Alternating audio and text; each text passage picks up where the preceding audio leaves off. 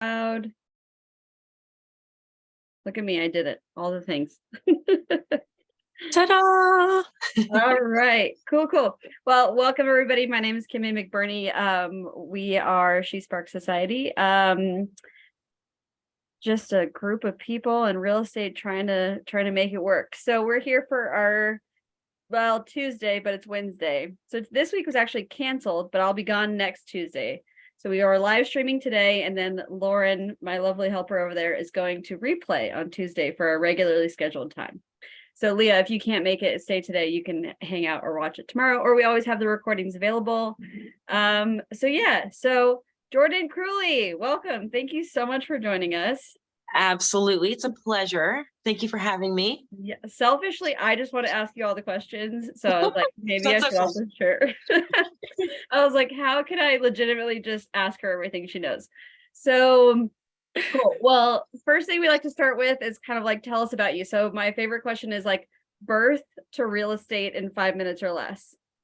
Oh, wow. Okay. Well, in West Philadelphia, born and raised. No, I'm just kidding. I was born outside of Philadelphia in a small town called Lansdale.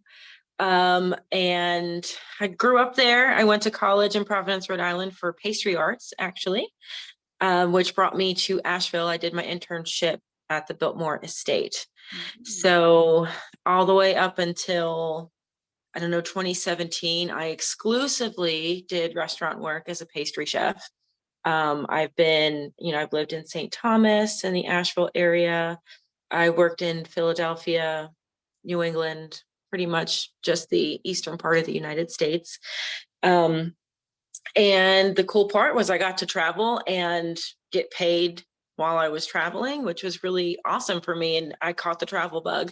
And I was like, how in the world can I do this all the time? Like, just travel whenever I want to and enjoy my life. And that's how I found real estate in 2017. I bought my first house and I house hacked it and made enough money to not have to pay my mortgage for, the entire, 6 months or whatever that I was working. And then I had enough money to go to Cambodia for a month and just travel around by myself and enjoy my time.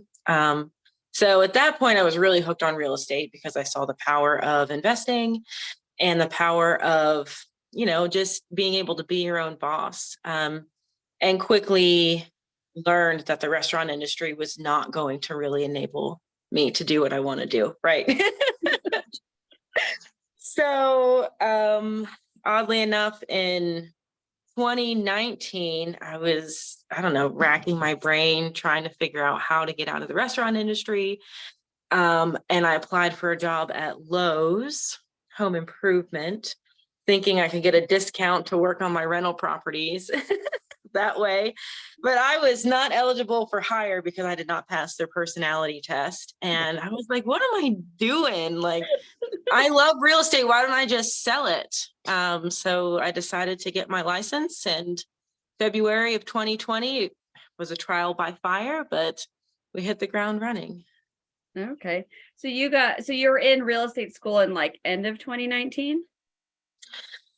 January of 2020. So it was right after the holidays. Yeah. Got it. Yeah, I was gonna say because I was in this class around the same time. I was January, but we ended in March, so we got caught in the whole COVID madness and we didn't take the test for like June. So I just missed you, but cool. Oh my God. Okay.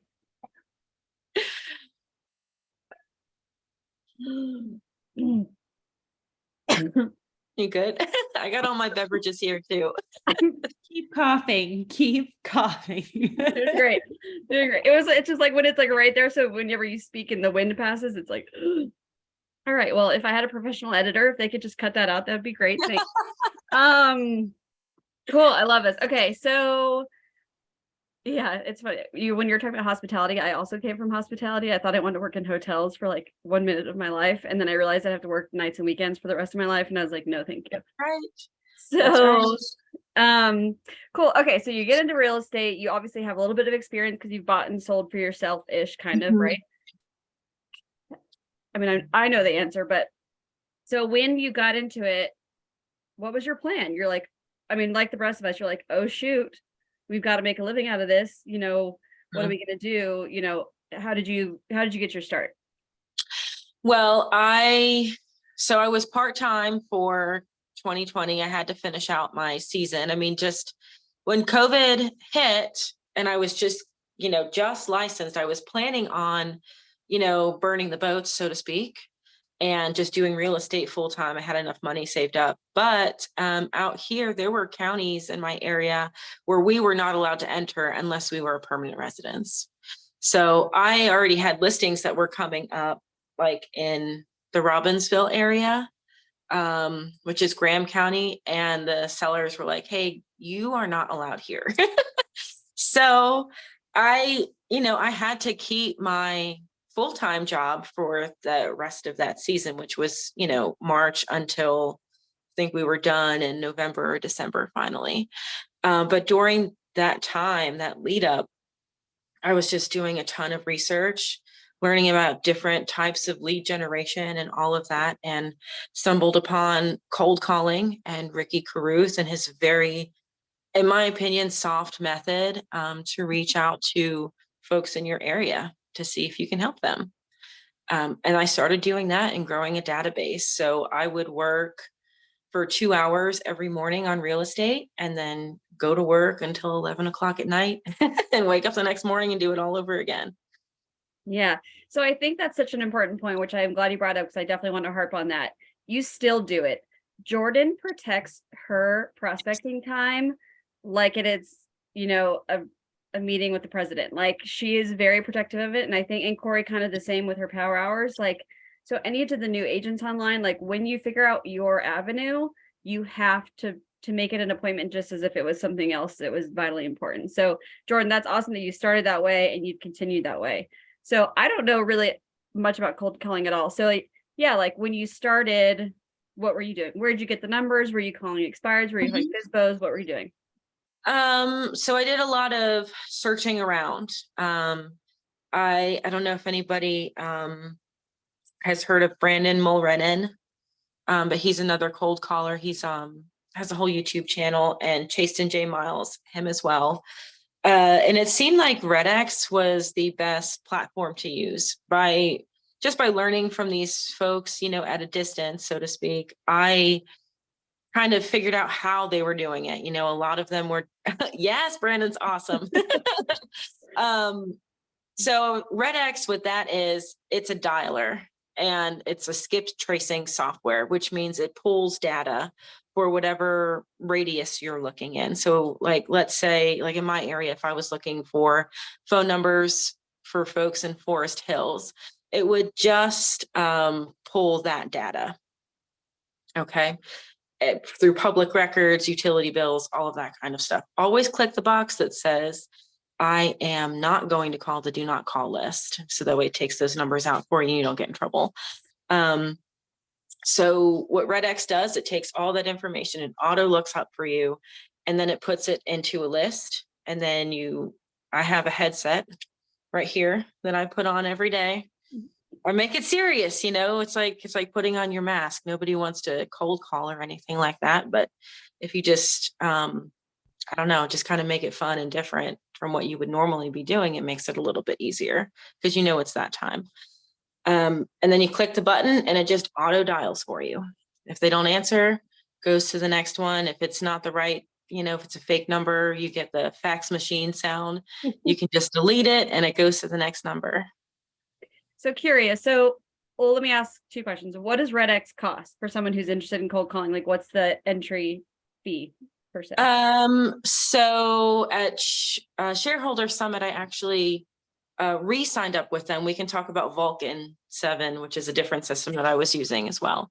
So I'm paying like $726, I think, for a quarter. $726. Curious. So it said you have Forest Hills, for example. Where is it getting? Are these people remotely interested in real estate, or you are literally just calling people out of the phone book? So when you're circle prospecting, so there's different types of cold calling that you can do. I'm putting quotes around cold calling.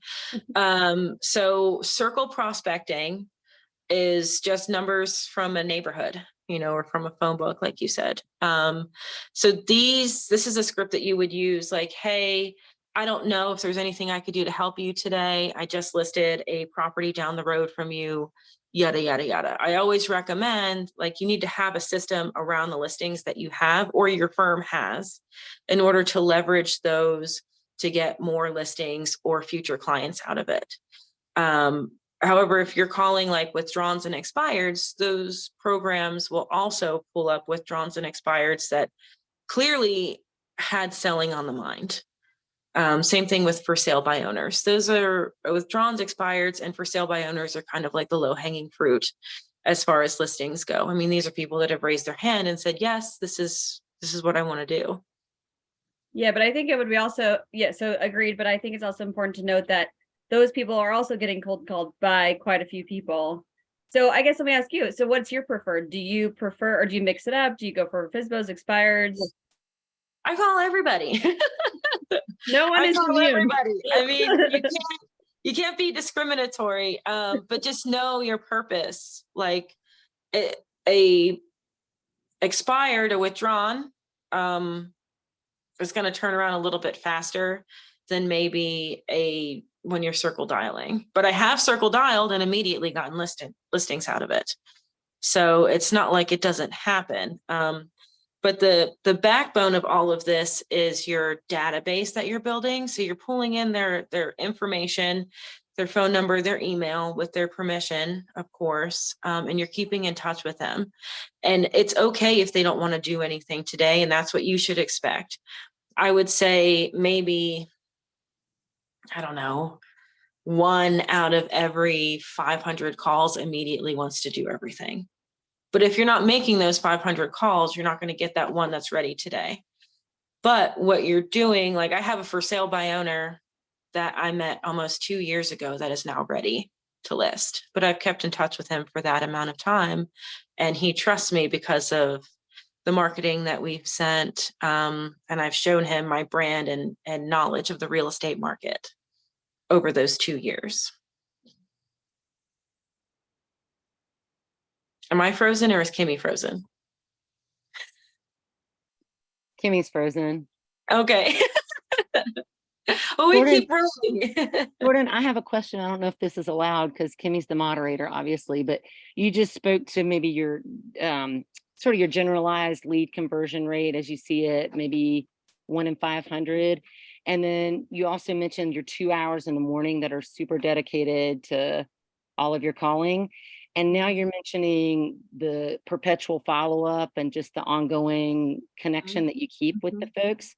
How do you build that into your schedule and routine? So the 1 in 500 is those people that want to go do something immediately. Okay. The other conversion, it just takes time. So I spend an hour with the specific group that I'm calling. So if today I'm calling for sale by owners, I'm cold calling for an hour, or if it's expired stay, whatever. It's that for an hour. And then the second hour is follow-up calls through my CRM system, through KV Core. I also have a weekly email that I use. This is straight from Ricky Caruth, a weekly email that I use to keep up with these folks, keep them informed about what's going on in our market. I'll throw in, top 10 things to do this summer in Asheville, that kind of stuff, just to keep them engaged. Yeah, absolutely.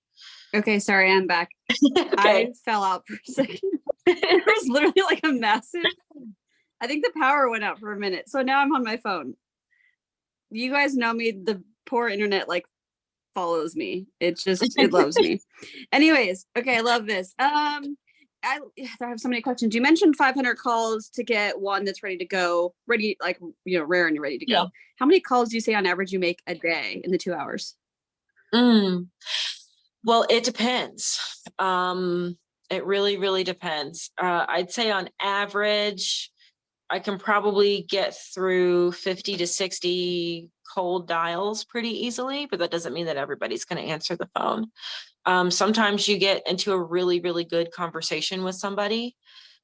So I don't really put it on like I need to make this many dials. I try to make it like I can talk to 5 new people every day and then have 5 good follow-up phone conversations in the last hour. Got it. And sometimes you get that and sometimes you don't. Yeah. Makes a lot of sense. Okay. I kind of wanted to dig into a little bit like a brief scripting. So circle prospecting, I love. And so just to kind of explain that to people on the phone, especially our newer agents, like Jordan had mentioned, if you have a listing, awesome. Then you can set it to that so that it brings up people in the neighborhood. So you say, hey, I just listed a house at 123 Main Street. Do you know anyone who's interested, et cetera. But also like Jordan was mentioning, I think most of everyone on this call is with the EXP or whatever brokerage you're with. You can find listings of other people with that brokerage. Like, right. Hey, my team member Jordan just listed 123 Main Street. You know, do you know anyone who's interested or whatever? So it's a good thing to leverage, and it doesn't have to be your listing. So I think that's something important. Or for example, Jordan, I had a listing a while back. She asked to host an open house. Circle prospected off of that. Hey, I'm hosting an open house. Are you available, etc. So there's no excuse not to have a reason to call a whole bunch of people, even if it's not your listing. Say, hey, something just came on the market. You know, are you interested? You know anyone who is? So, okay. So Jordan, say we're circle prospecting. What's kind of like a highlight reel of some scripting you would use for that? Well, we can role play it if you want real quick. And I want to say that my favorite, especially if you have a really nice subdivision that you're calling, my favorite script is for the open house, inviting the neighbors, because then you can get face to face with them very, very quickly and they can get to know you. So side note to that. I was like, well, let's do open house. I mean, I got to hear about your favorite. I mean, that's really easy. So I'll call you, you be the neighbor, and just be nice for exercise purposes. Okay. Don't be a cantankerous old lady. Ring, ring. Hi, this is Kimmy. Hey, Kimmy, this is Jordan with EXP Realty. How are you today? I'm pretty good. How are you? I'm great. Thank you for asking. Hey, I was just giving you a quick call. I just listed 123 Main Street right down the road from you. We're holding an open house this weekend from 2 to 4 o'clock on Saturday. And we are just curious what the neighbors' feedback is. We'd love it if you could come. Oh yeah, that's the one down the street where Mark and Shelly live. Love them. Sad to see they're leaving. Yeah. I know. I keep hearing that from everybody, but they're moving on to, some bigger and better things. So we're happy for them. Well, open house. Well, that sounds like fun. Are you going to have any treats there? Of Drinks, course, snacks? we will. We're going to have fresh baked cookies for you. Okay, great. Well, I can't think of any, but maybe I'll swing by and introduce myself while you're there. I would absolutely love that. And please, if you have any kids, you can bring them along as well. If you have a husband, please bring him too. Okay, well, that sounds lovely. Thank you for calling. Yeah, my pleasure. I hope you have a great day. You too. Bye. Bye. Okay, so quick question. So I was going to ask, do you not always make sure to say, like, can I follow up with you, or do you only do that for certain scripts? Well, that's for certain scripts. So this one, I'm calling to invite them to open house. So again, I'm going to call again whenever this listing sells and say, hey, I just sold, who did you say, Mark and Tammy or something like that? I just sold Mark and Tammy's house. You have some new neighbors, Hey, because then they're going to be like, oh, what did it sell for?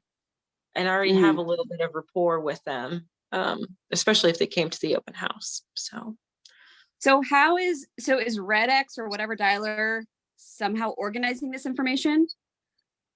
Yes. So with Red X and Vulcan 7, you plug in an address and then or a specific subdivision or condo community, whatever you're calling, and then just put a radius around it, and it just pulls everything for you. Okay, so for example, when you go back, you've sold this house, you want to go back and talk to the 45 people you talked to. How do you, it shows you that list of 45? Yeah, it'll say that you have contacted them If they answered, you can put your notes in it. It's like a secondary CRM system. You can put in any information that you want to. And you can blacklist people, which is very important if they scream at you on the phone and never call me again, that kind of thing. So, Yeah, I was gonna say Lauren, who's on this call, I'm working with her, and she's like, I got my first F off. I was like, you're a real agent now. Congrats. yeah, you're a real that's right. That's right. Cool. Okay, well, so that's like open house, circle prospecting. So like what about, let's start with FSBOs. Like how do you talk to FSBOs? Well, yeah, it's important to understand the psychology behind FSBO. So why are they selling on their own? They don't want to pay a commission and they know they can do it better than you. So you let them, you just hype them up and you let them know, like, you can definitely sell this house on your own. I'm here to help you do that. Okay.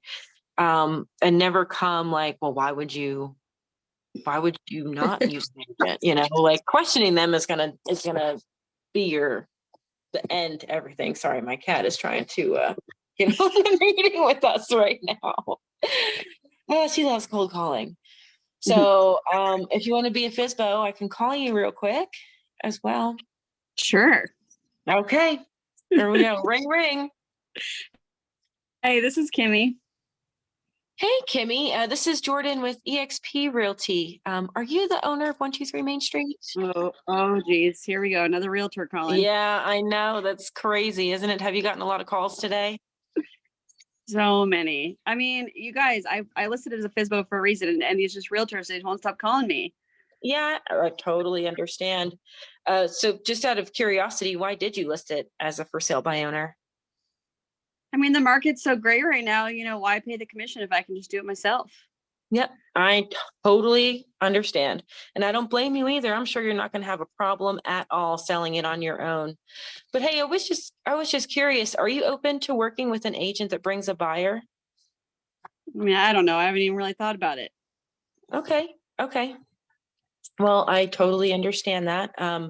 It's important right now to kind of be open to things like that. A lot of agents have buyers and no listings to show to them. So I was just giving you a call to see if there was anything I could do to help you, like bring a buyer by. Okay. I mean, well, how does that work? What would that look like? If I brought a buyer by? Yeah. I Well, mean, what do I need to consider about it? I mean, it's on the market, right? you really want to go into all this right now? I don't know. Well, so yeah. So what are your, like, when you're getting into it with FSBOs, do you have like particular points you're trying to hit, or you're just going to follow the conversation and see where it leads? What I'm trying to do is take their temperature. So if they are willing to, I'm sorry, my cat's tail keeps getting in the camera. If you are willing to work with a buyer's agent, they're halfway there. Okay. So if you would have said, yes, I am open to working with a buyer's agent, I'd be like, okay, great. And I take it that you are also offering a commission with that. Okay, great. Awesome. Well, it's a really beautiful home. I'm sure you're not going to have any problems at all. I can't imagine why you'd want to sell it. And you would say something like, oh, here's my whole life story. Oh, okay. Yeah, I totally understand. Totally understand. Well, hey, I'd love to keep in touch with you just in case I do have the right buyer for this property. I like to know what's on the market all the time.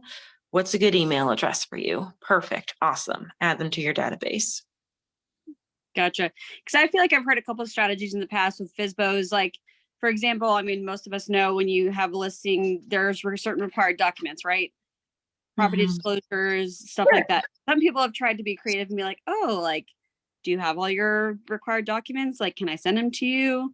Like, do you ever take that approach, or just... I used to. To me, I think it's being as open and honest and not as covert as possible is better. I really like preview appointments, though now I'm so busy that I don't go on preview appointments with for sale by owners anymore, but those are a great way to get in front of them. So with that, you would say something like, hey, this house is beautiful. I'd love to come by and take a look and preview it, for some clients that I have and see if it'll be a good fit for anybody. And that way you can get face to face with them. And if you have anything you want to drop off, you can.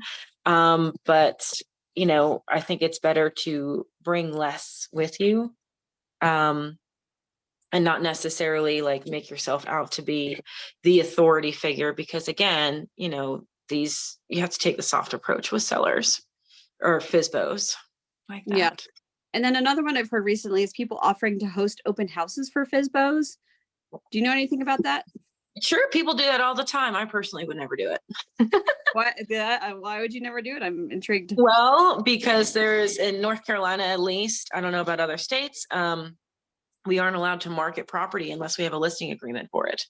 So that's the biggest reason that I would never host an open house for a seller, because I can't market it for them. And I'm not even supposed to be there showing it. So on the other side too, you know, why, you know, casting pearls before swine, why are you going to give up your Saturday for somebody that may or may not list with you, instead of taking that Saturday and doing an open house for one of your team members that already has something listed that you can market fully? So Yeah, that's fair. Well, you could say I'll open it once you sign or I'll host it once you sign my listing agreement. I'm gonna need a 1-day listing agreement. Oh, okay. Yeah. Okay, what about expireds? And I'm going to decline to role play because I feel like I'm not doing a very good job. So what's your approach with expireds? So I guess role playing is just the easiest way to do it, because it's like, oh, this is exactly what I say. So expireds are, you know, again, another low hanging fruit. They've already had their property listed and something happened. So I call again and introduce myself and just say, hey, just curious, what happened? Why isn't your property listed anymore? And of course, you know, they might say, oh, there's a million realtors calling me, blah, blah, blah. And then again, just make a joke out of it. Psst, man, I'm sure everybody's coming out of the woodwork. It's like, where was everybody when your property was listed, right? You know, and again, it depends on what school of thought you're in. I am the soft approach. I know that some of these folks, I'm going to ask them what their motivation is and why they were trying to sell and what happened. Some people are going to be like ready to go right away, but I'm not trying to set that appointment with them that day. I am trying to gain their trust. And again, so I have the listing appointment tomorrow for $1 million property that was expired in November. And I talked to that lady. She just wasn't sure, but I've kept up with her since then. And we're finally meeting in July. Yeah, I love it. So, okay. Unless they're like, yes, please sell it, which I'm sure is rare. Try not to make that appointment. So do you have like a timeline for follow-up on those? It depends on when the client's ready. It depends on when they're ready. It's low pressure to no pressure with me. So I did have a young lady a young woman, I guess it was January, who was ready to move and to be done, and she was expired and all of that. And she moved like that, was like, yes, please come over next week. You know, ask me for an appointment instead of the other way around. But I just put them in the system. The CRM KB Core tells me when to call them. I set up reminders in my tasks. I send a weekly email out, and we just kind of covered this whenever you were MIA for a second. But the weekly email, you know, it has a little article in it, has listing spotlight. Like basically I send that to sellers every week so they can see that I'm actively marketing property to a list of people every single week. And showing my real estate knowledge for the area through the article and things like that. Gotcha.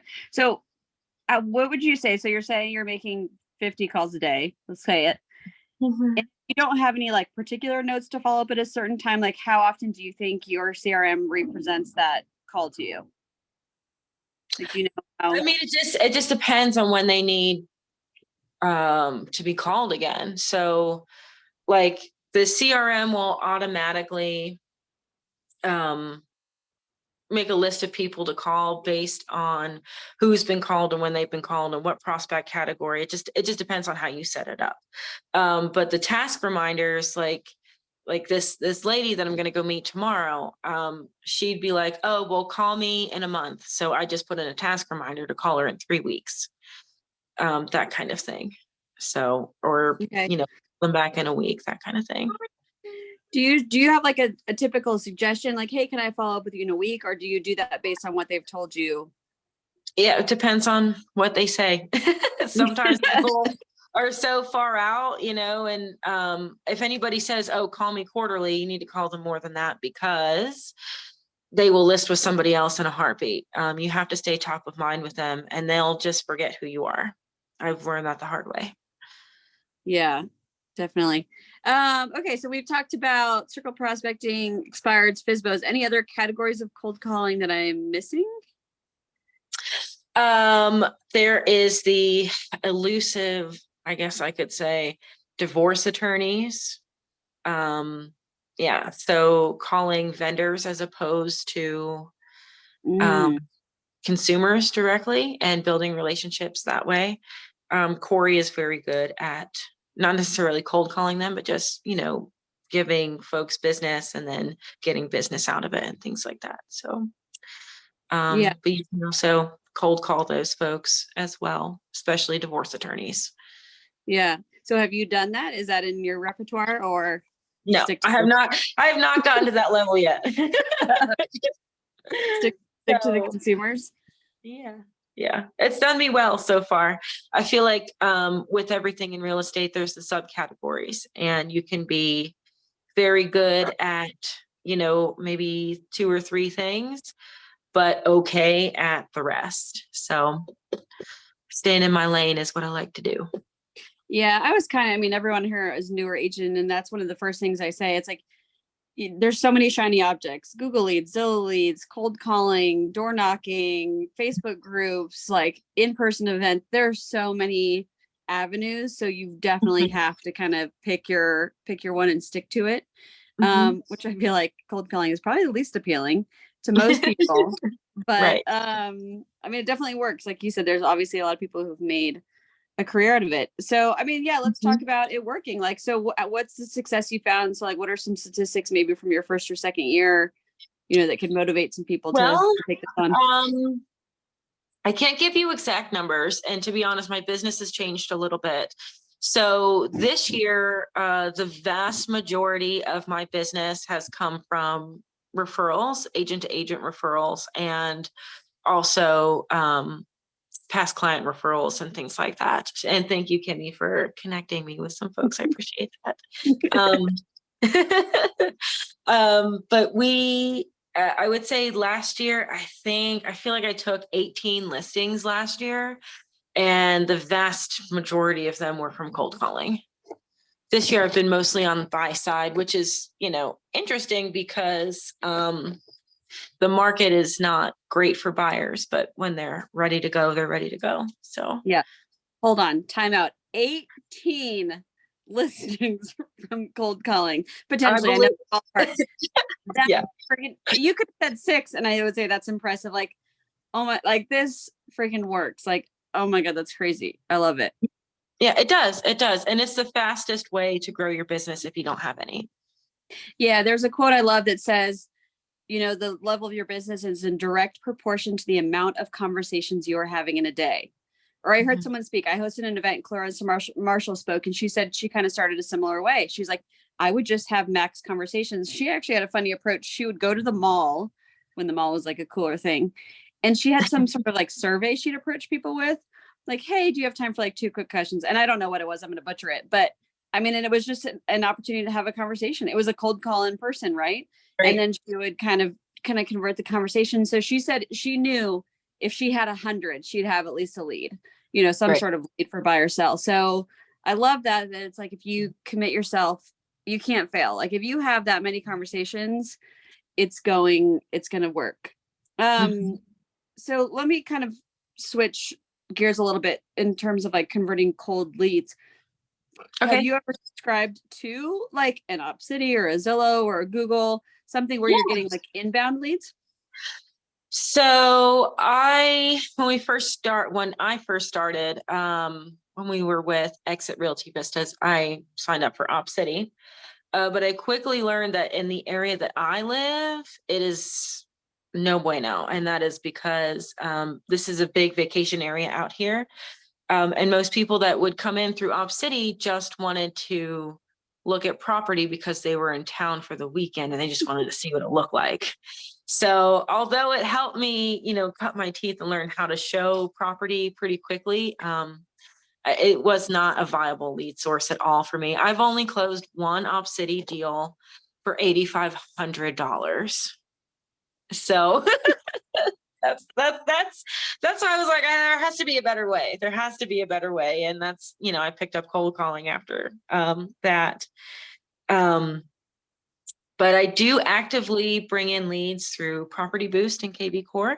So what that does is, I take either one of my listings or a listing with the firm, and it gets boosted all over social media, and it brings in cold leads that way. And then we call those folks as well, and set them up on a drip campaign and all of that stuff. So now I have my, admin concierge, client concierge, who reaches out to those people, those cold leads for me. But previously, like if I had a hot listing, I'd spend a whole day going through and calling all those people that registered and came in. So Yeah, I love that. Yeah, let's drill down on that. So are you doing this with any certain frequency? Like obviously if you have a listing, you're going to boost it, but do you ever just say, okay, once a week I'm boosting some listing? Like, do you have any frequency, or how do you determine when you do that?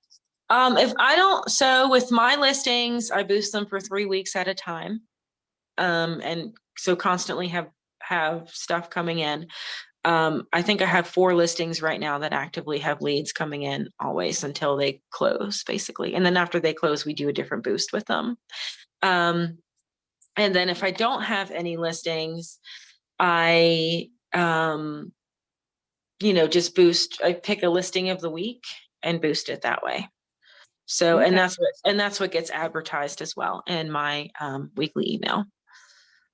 I love it. Okay. So you boost it. And Molly and Lauren are familiar. So I boost properties, but Molly and Lauren have joined with me. So I give them my leads. That was the one who told Lauren to F off. Yeah. So you, Jordan Cruley, are you Johnny on the spot? Like, do you call back? And what do? Do you call? Do you text? Do you email? How do you approach those?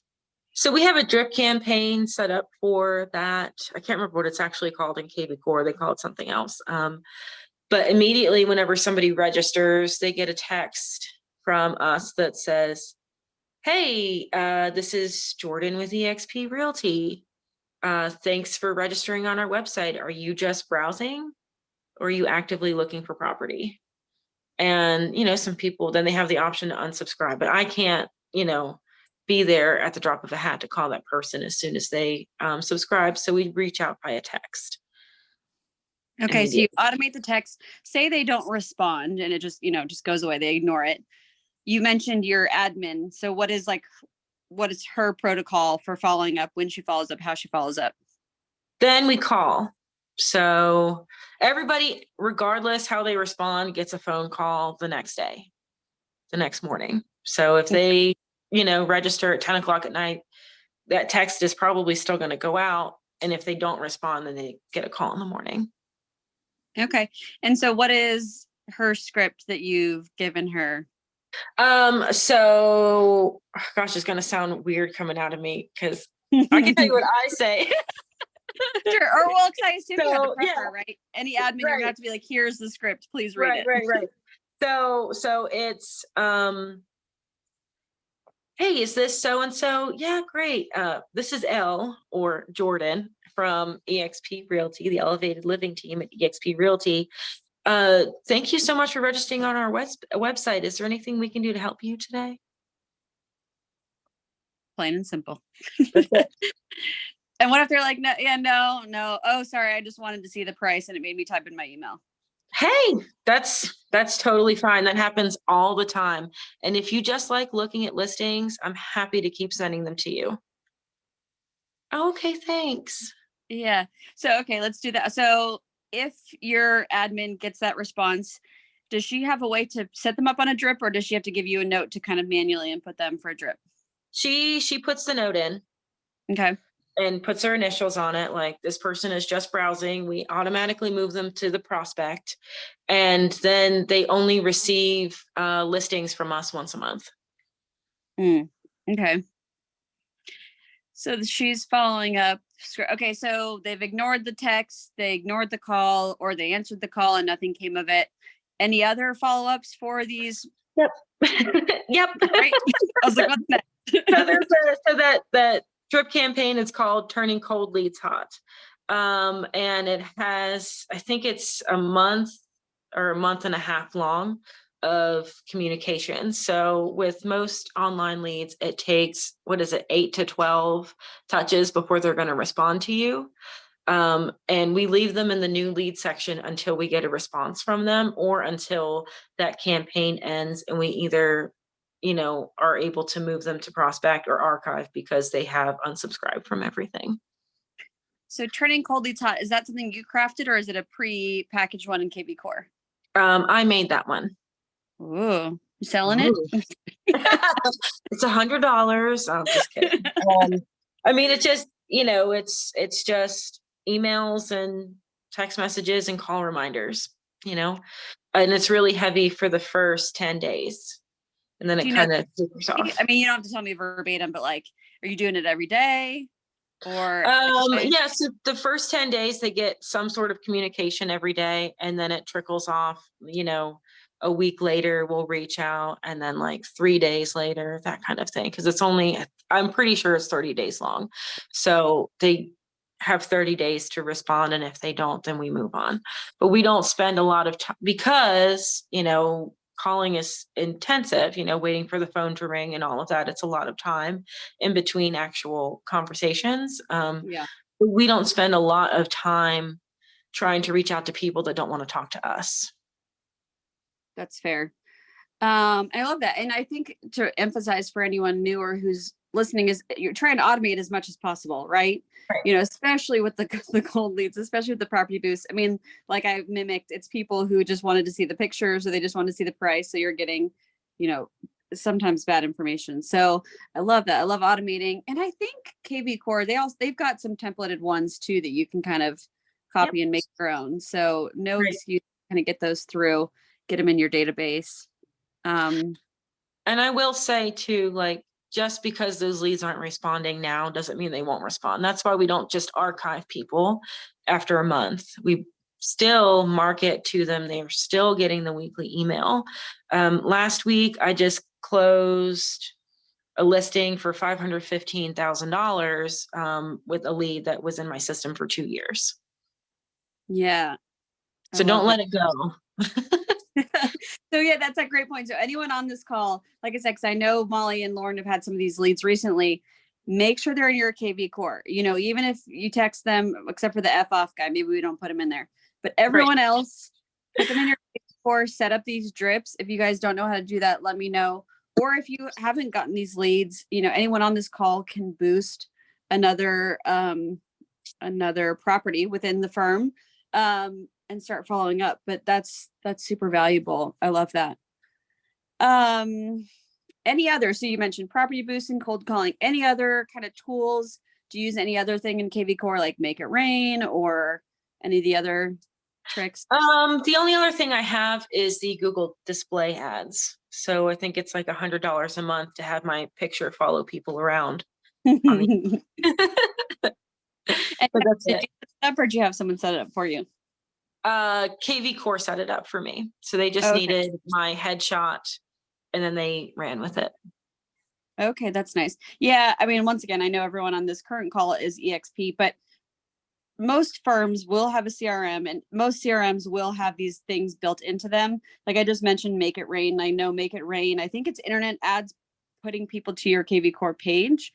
But once again, I think it's important to know, like pick a lane, like don't run Making It Rain and Property Boost and Google ads and do all these things. Like really try and stick to it and use your money wisely. Like, I mean, you could spend $1 million today buying all these fancy things, but really focusing on one thing or the other is important. So do you treat the Google leads any different, and how do those come in? They just ring your phone, or how does that work? They just register on the website. So with the Google display ads, is anybody that's in my CRM system, my little ad follows them around the internet to stay top of mind. It's not necessarily lead generation, but it's just that I see you everywhere factor. So it's targeting the people already in your CRM. Yes. Genius. Okay, so it's not just random people seeing your face. It's that. No, it's the people in my CRM that have registered already. Genius. Cool. And then, so do you do any other type of ad? Have you ever run Facebook ads? Well, other than, I know Property Boost is a Facebook ad, but have you ever gone to Facebook Direct or Instagram Direct to try and boost ads or posts? I did. I was doing that for a long time, to save money, but right now my time is more valuable than that. So we currently are just using Property Boost.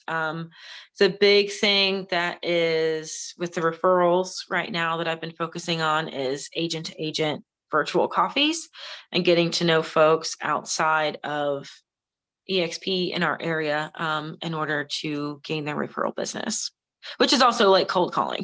It's kind of the same thing, but it's realtors. So yeah. And I mean, so is that something that's showing to be more fruitful? Like, do you think you'll switch gears and focus more on that? Or I think that there's always going to be a place for cold calling once business has slowed down for me, but I've been so busy with referrals from other agents and from my past clients. It just hasn't been the forefront of my business for right now. I'm still calling, but it's not like it's as much pressure, I guess I should say, to get a listing out of, my daily prospecting.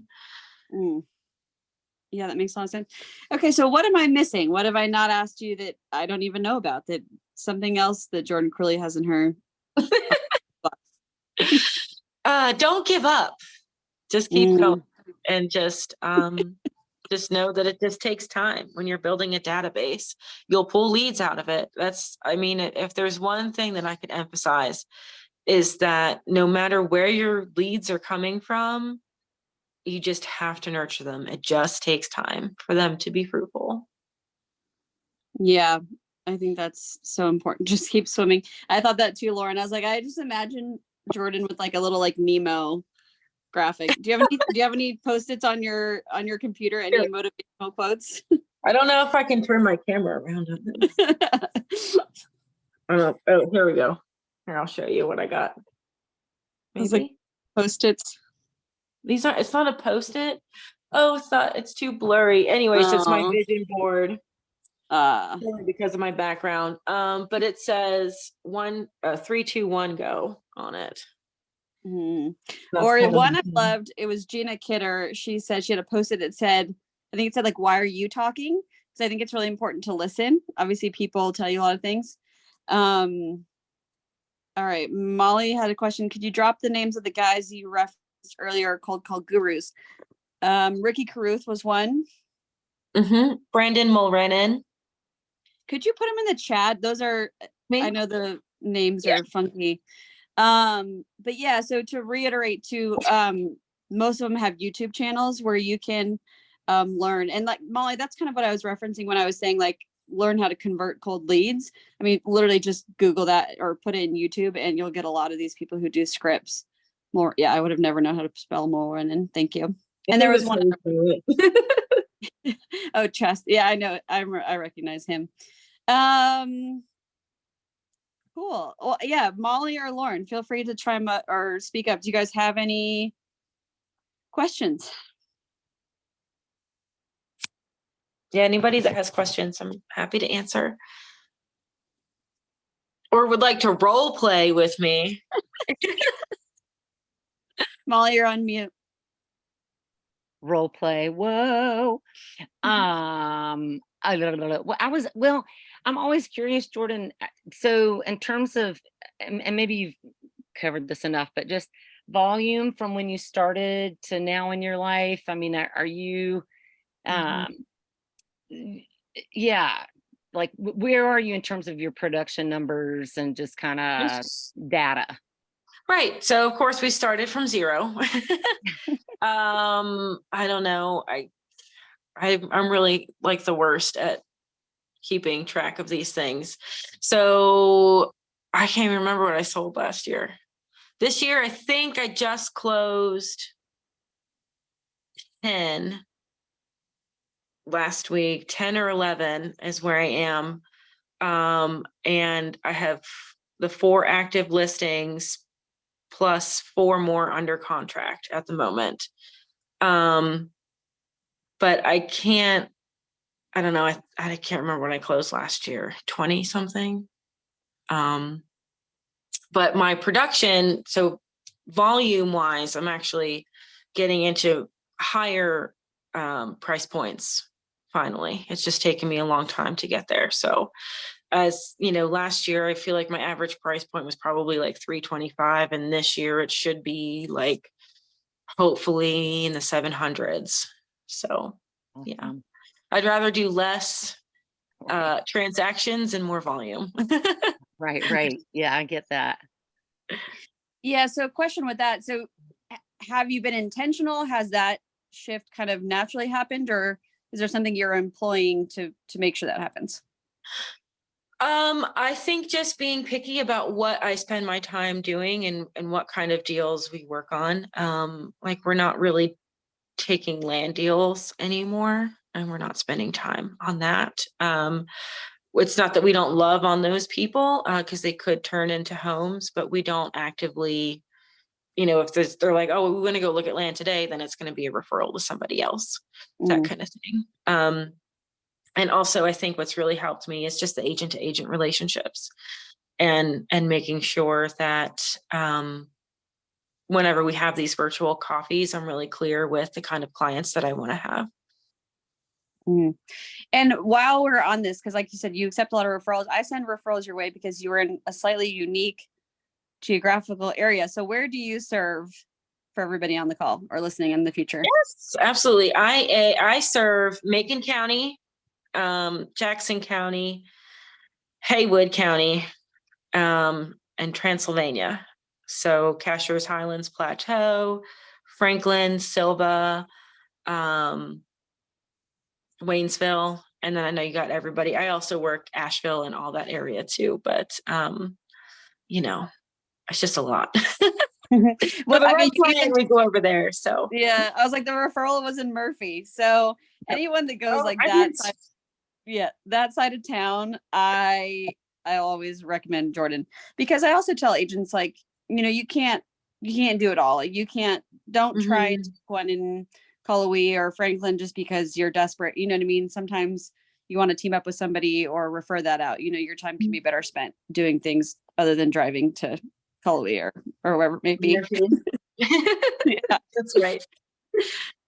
Well, I love that. Well, yeah, I mean, any other questions or any final thoughts? I like to kind of keep it just under the hour. No? Cool. Well, we are going to replay this. So Jordan, maybe can you verbalize your contact information in case anyone has any questions or follow-up, or how can they find you in the future? Absolutely. So of course I'm on Workplace. If you're an EXP, JORDEN, Cruley.